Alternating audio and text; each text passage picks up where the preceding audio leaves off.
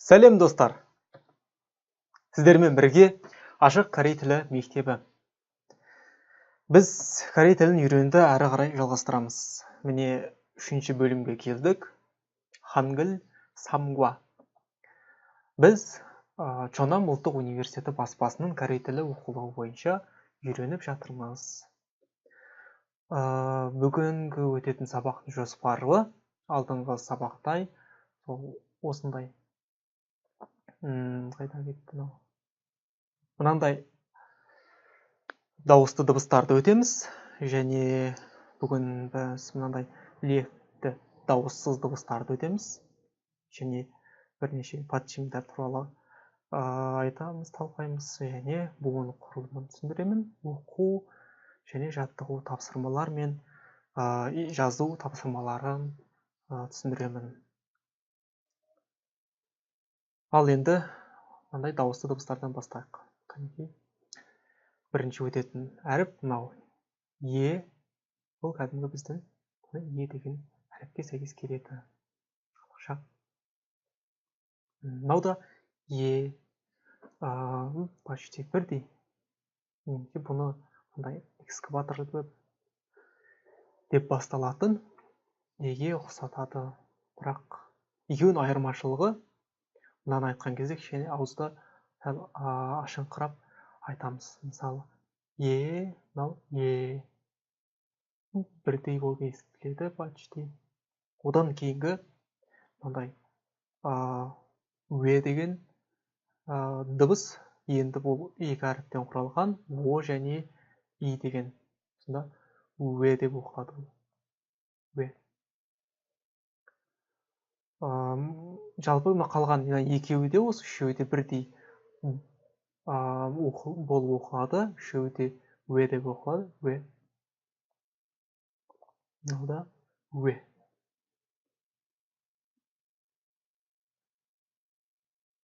Бұлар да сол о және е деген әріптен құралған. О және е деген әріптен құралған.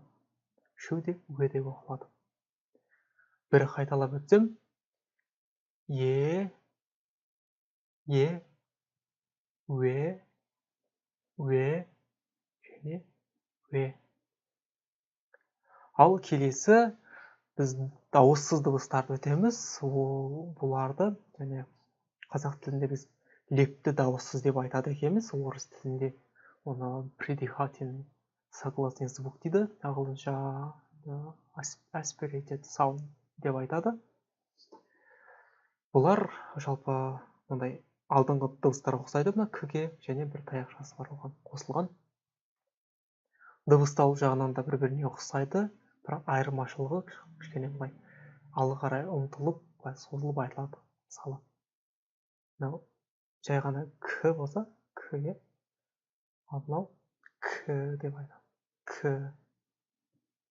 Мынау т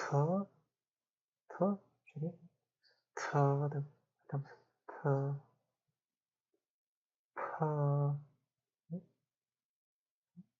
Мынаған ұқсайды, п дегенге.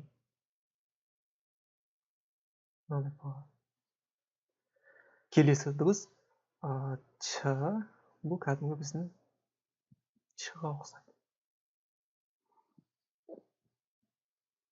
Ч. Және мынау х деген әріп ұқсайды. Х. Х. Және бір қайталап өтейін. Екеуінің айырмасымен. Мысалы, к, п, т, п,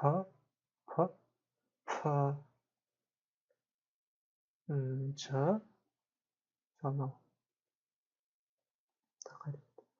Мынау ч деген әріп. Ч, х. Мінекей осындай. Бүгін біз 5-10 әріпті тағыдан өттік. Келесі бөлім подчим, яғни буын соңындағы дауыссыздар. Жалпы осы бүгін біз к, п, ч, т, с деген подчимдер туралы болады. К деген әріп ол подчинде келсе ол к деп оқыла береді. Мысалы как деген сөз как деп оқылады. Как. К плюс п да солай п деп оқылады. Кап. Ал ж, п, с әріптері олар т болып оқылады. Яғни к плюс ж кат, к плюс т кат және к плюс с ол да кат болып оқылады.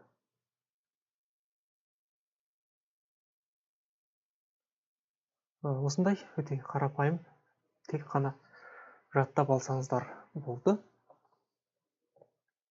Келесі бөлім осындай буын құрылымы, мынау әріптер, буындар қалай құралғаны жайлы қалай болады. Мынау мысалы к деген сөз к және е деген әріптерден құралған. Ал мынау е әріпі ол тігінен әріп болғандықтан ол к-нің жанында жазылып тұр. Біреулер сұрап жатады, ол қайдан білеміз, астында ма жанында ма деген сияқты. Ол негізгі сызықтары ол тігінен болғандықтан болса жанында жазылады. Мынауда дәл сондай к және е деген екі неден құралған әріптерден мынау к және о и деген деген әріптен құралған к. Мынауда дәл сондай к, о, е, к. К, о және е, к. Осылай е деген әріптер жанында тұрады. Ал о деген әріптер ол астында жазылады. Как деген буын ол к, а және к деген әріптерден құралған. К дегеніміз астына жазамыз. Және кап.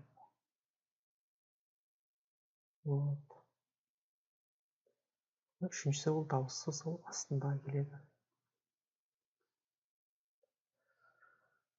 Және келесі кат.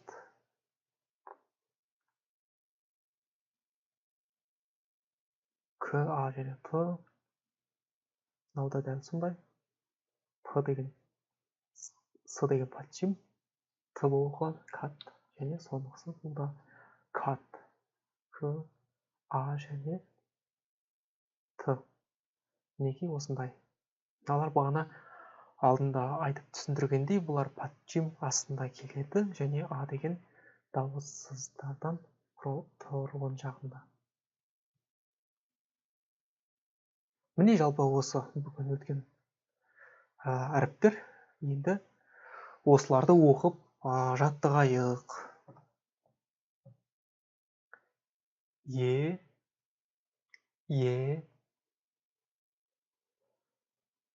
үе.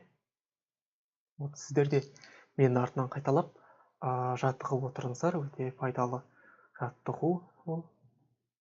Және мынау үе. Бұл да мынауда үе. Егер бір рет жазып көрсетіп өтсем, мінекей алдында айтқанымыздай жоғарыдан төмен қарай, солдан оңға қарай жазамыз. Жалпы негізі жазылу ережесі осылай.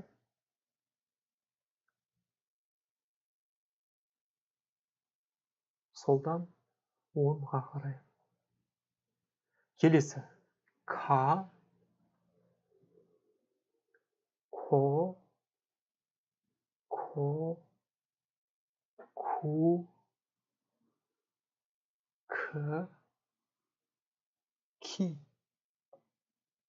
та, то,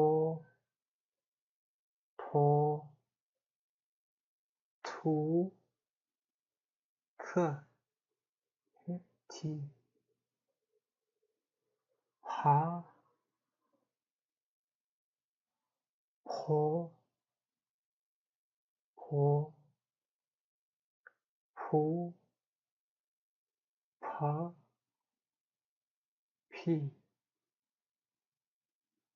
차, 초, 주,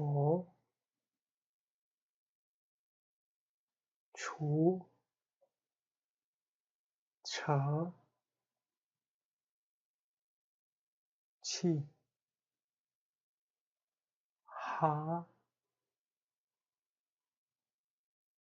호, 후,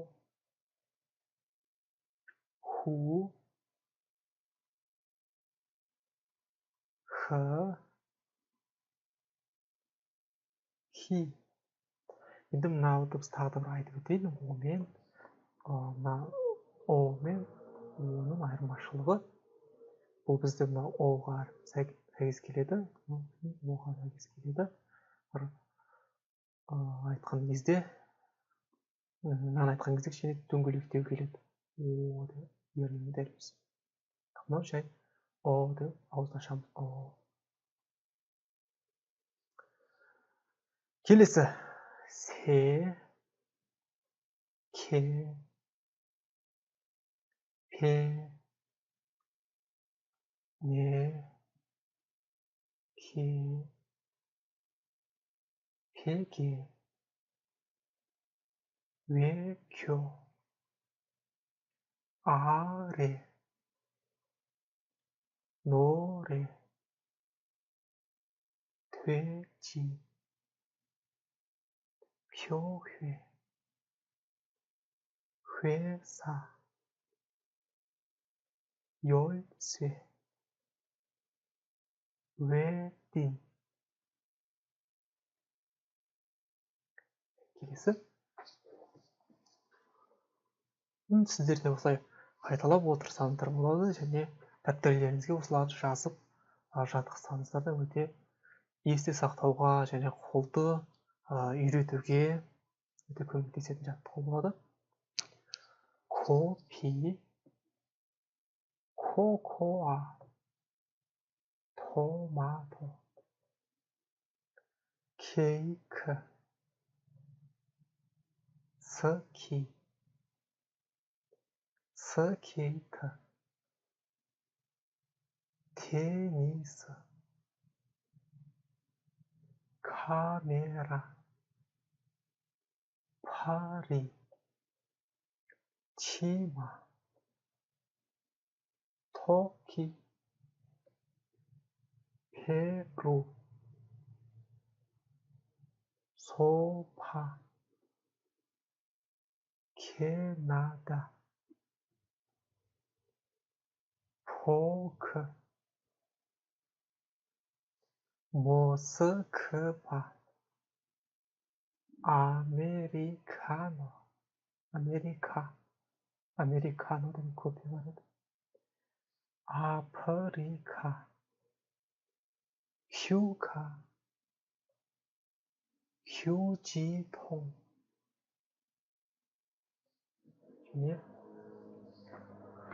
мынау екі әріптердің айырмасын айтып тырысайын. 콩,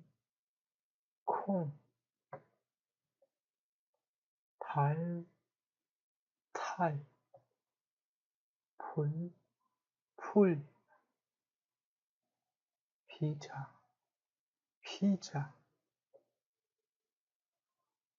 창문, 하이. және соңғысы ол 총, 칠판, 식탁,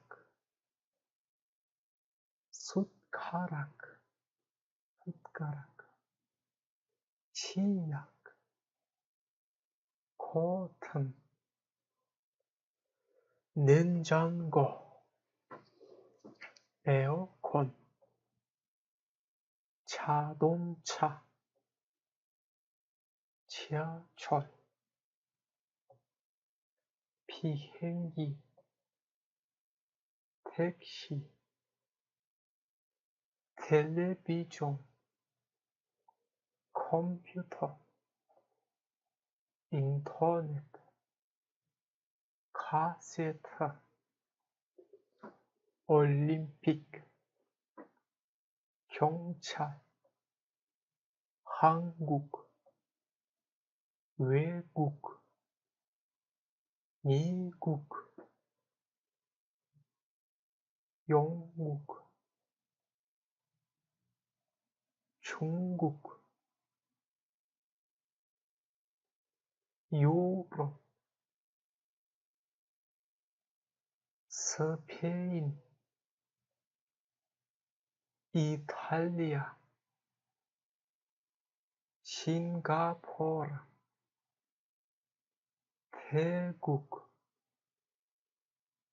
인도네시아,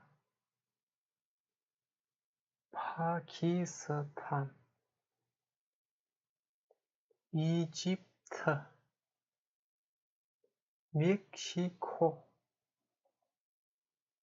제주도. мінекей оқу бөлімін аяқтадық. Келесі ол жаттығу тапсырмалары. Мынау 5-ші трек.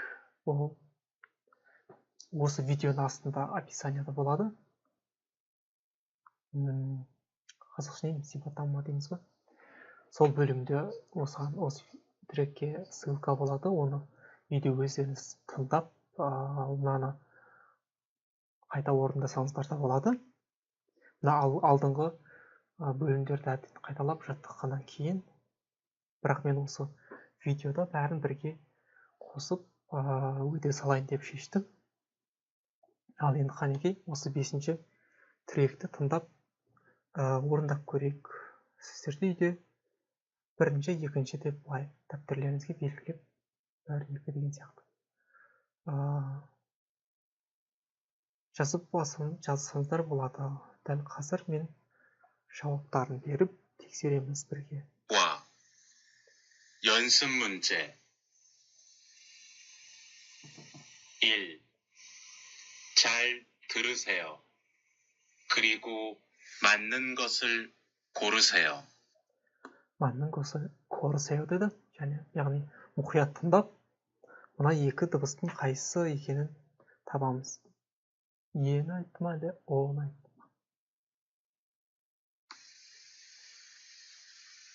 Осындай 10 бөлімнен тұрады екен. 10 сұрақтан. Мысалы біріншісін ал. 2. 네. 3. 죄. 4. 돼. 5. 코. 6.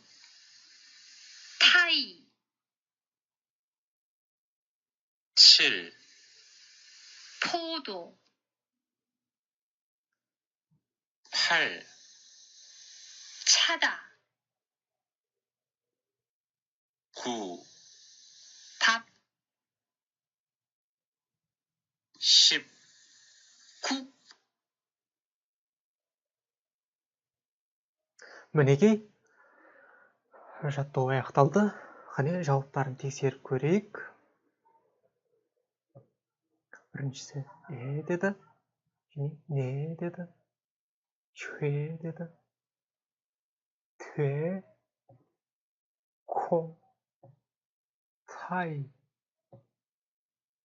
пото, жүзімденді, чада, пап, және кук.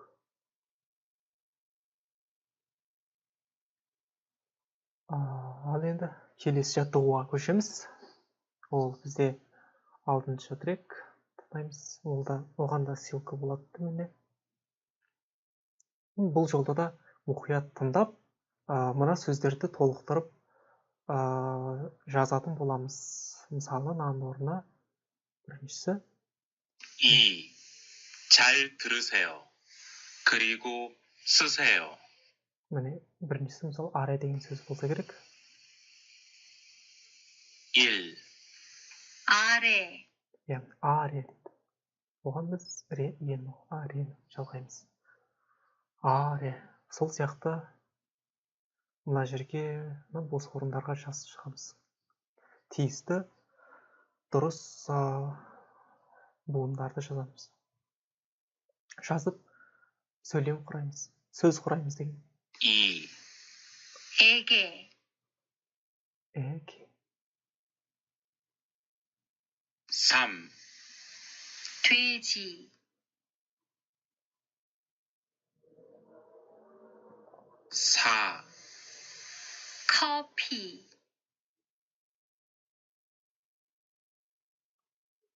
5.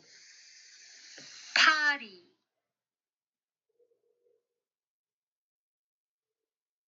6. 허리,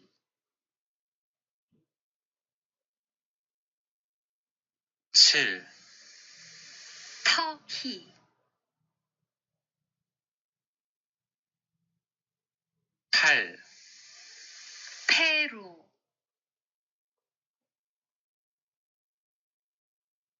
9. 칠판,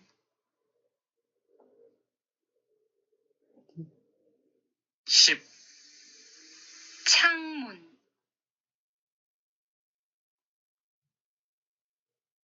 11. 홍콩,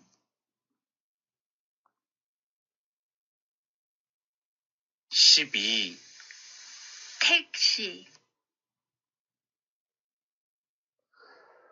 мінекей біздің екінші жаттығу да аяқталды. ал қане жауаптарын тексеріп көрейік. егер үлгермесеңіздер ол ештен кетпейді. алдыңғы өткен осы сабақты қайталап тыңдап болып қайтадан орындап көріңіздер. осы 6-шы тректі өздеріңіз тыңдап үйде ал жауаптарын тексеріп көрейік. аре, 에게, 돼지, 커피, 파리, 허리, 터키, 페루, 칠판, 창문, 홍콩, 택시. ал міне енді ең соңғы бөлім жазу бөліміне келдік. бұл да өздеріңіз үйде орындайтын жаттығу. бізге осындай сабақ соңында осындай кесте беретін, осыны бос орындарға толтырып қайталап жазып шығыңдар дейтін. мысалы мына се деп осылай. егер бұндай енді сіздерде мына документті принтерден шығарып алып жазуға мүмкіндік болмаса, әрине және дәптерлеріңізге осылай бір жолын толтырып жазып жаттықсаңыздар болады. осылай соңына дейін се деп. бұл деген өте есте сақтауға және қолды үйретеді. және әр айтқан сайын, әр жазған сайын осылай оқып жазсаңыздар да өте пайдалы жаттығу болады тіл үйрену кезінде. неге осылай жазып шығамыз. жалпы сыны былай жазатындар да бар, бірақ былай жазған әдемі көрінеді. мен мыналардың енді бәрін бір-біреуін жазып көрсетейін. осылай жазамыз. жоғарыдан төмен қарай.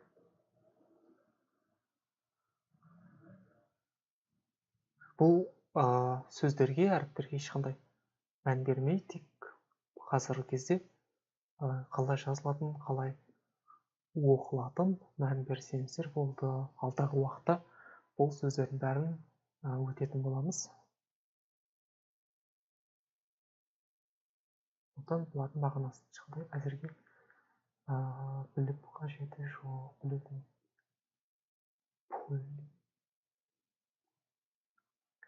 аре, аре,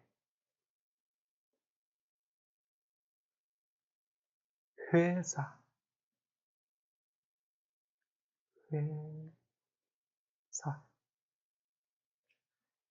칠판,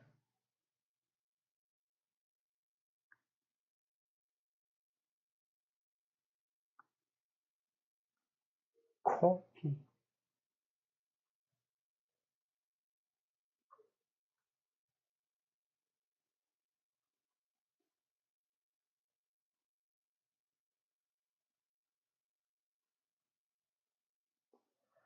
창문,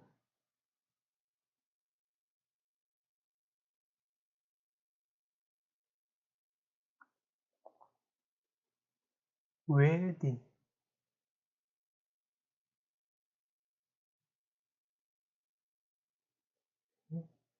택시, 탁시리, және келесі теннис, теннис, үлкен теннис,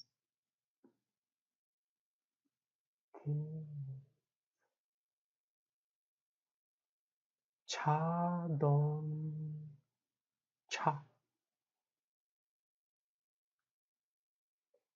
비행기,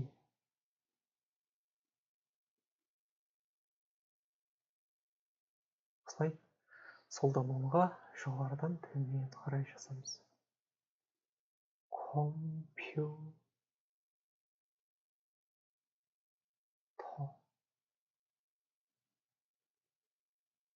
компьютер, мынау телевизор.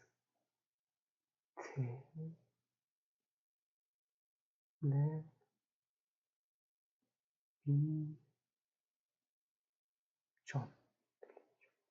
осылай дәптерлеріңізге мына сөздерді жазып бір қатарын немесе бірнеше қатарын осылай жазып жатқызсаңыздар болады. осымен біздің сабағымыз аяқталды. Тыңдағандарыңызға рахмет.